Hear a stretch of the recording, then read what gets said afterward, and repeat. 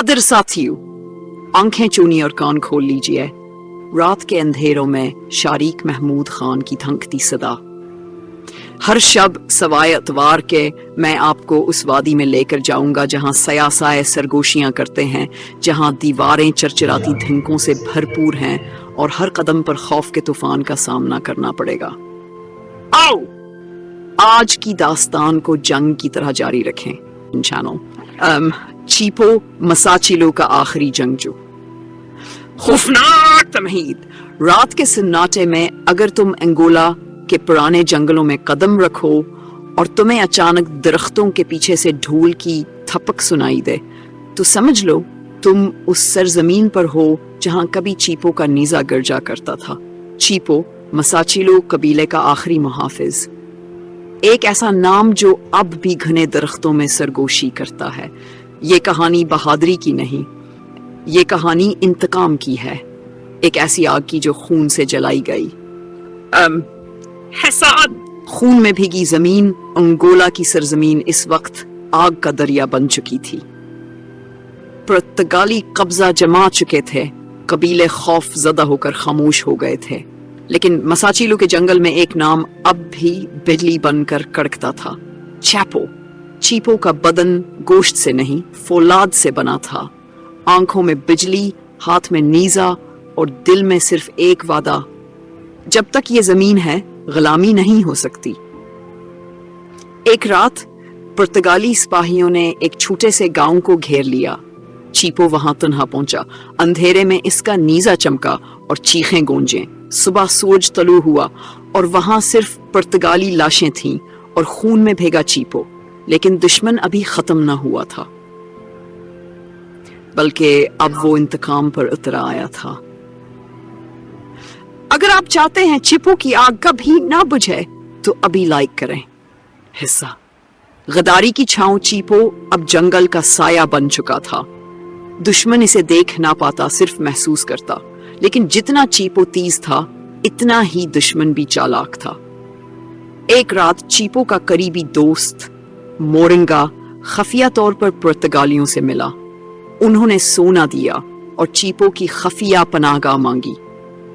Moringa ने कहा, मैं चीपो से नहीं, जंग से थक गया हूं।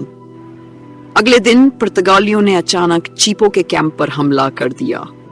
हर तरफ आग, चीखें और धवां था। चीपो लड़ता रहा, नीजे के हर वार से एक दुश्मन गिरता, लेकिन फिर चीपो ने मोरिंगा को दुश्मन के साथ खड़ा देखा। इसकी आंखों में दुख न था, सिर्फ इंतकाम था। इस रात चीपो जंगल में गुम हो गया। कुछ कहते हैं वो मर गया, कुछ कहते हैं वो साया बन गया। अगर आप जानना चाहते हैं कि चीपो वापस कैसे आया, तो अगर अभी कमेंट करें। हिस्सा 3 वापसी। खून के बदले खून।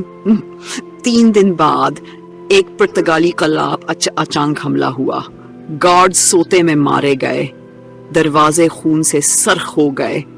चैपो वापस आ चुका था। मोरिंगा को इसने जिंदा पकड़ा और उसकी आंखों में देखकर कहा, तूने जमीन बेची, लेकिन मैं अपनी मां का सौदा नहीं करता। मोरिंगा ने रहम की भीख मांगी, लेकिन चीपो ने कहा, जो दरख्त जड़ें खो दे उसे काट देना बेहतर है। चीपो ने इसे कबीले के सामने लटका दिया। एक निशान, एक वार्निंग। अब चीपो सिर्फ जंगजू नहीं रहा था, वो खौफ बन चुका था। अगर आप समझते हैं कि चीपो का इंतकाम जायज था तो ये कहानी शेयर करें। हिस्सा 2। चीपो का कहर। पुर्तगालियों ने अब चीपो को पकड़ने के लिए खास दस्ता भेजा। वो नहायत तरबियत याफ्ता कातिल थे। जंगल में एक खाली जगह पर उन्होंने चीपो को घेरा, मगर वो अकेला ना था, जंगल इसके साथ था। दरख्तों से तेर बरसे, जमीन फटी, चीखें गूंजे। चीपो सामने आया, खून से भीगा, मगर आंखों में रोशनी थी। ये जमीन मुझसे पूछकर सांस लेती है और तुमने इसे रोकने की कोशिश की। चैपो ने एक दुश्मन को काटा। इसकी सांसें आग थीं और हाथों में मौत थी, लेकिन लड़ाई के आखिर में इसका जिस्म जख्मों से चोर था। इसने आसमान की तरफ देखा और कहा, मेरा जिस्म टूटेगा लेकिन मेरी आवाज गूंजेगी। اگر آپ چاہتے ہیں کہ چیپو کی آواز صدیوں تک گونجتی رہے تو چینل کو سبسکرائب کریں۔ حصہ 5 چیپو کی گمشدگی۔ اگلی صبح چیپو کا جسم قبیلے کے مرکز میں پایا گیا، پرسکون، خاموش، مگر ہاتھ اب بھی نیزے پر سختی سے بند تھے۔ قبیلے نے کہا چیپو نہیں مرا، وہ زمین میں جذب ہو گیا ہے۔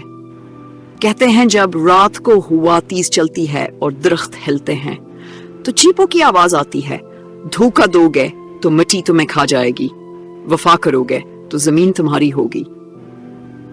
پرتگالی کبھی اس جنگل میں واپس نہ آئے اور مساچیلو قبیلہ آج بھی چیپو کے نام کی قسم کھاتا ہے۔ اگر آپ چاہتے ہیں چیپو کی داستان آئندہ نسلوں تک پہنچے تو بیل آئیکن دبائیں۔ اور یوں بہادر ساتھیو، ہماری جنگ داستان کا اختتام ہوا۔ سیاسائے پھر تال ٹھوک کر خاموشی سے چلے گئے، دیواروں نے آخر میں اپنی شکایتیں دباتے ہوئے بند کر لیں اور ہر قدم پر گونجتا وہ طوفان خوف اب مدھم پڑ گیا۔ سو آج کی جنگ حکایت ختم۔ اٹھو، اپنی تلواریں کھینچو اور تیار رہو، کیونکہ ہر رات ایک نئی محاذ پر ہمیں پکارتی ہے۔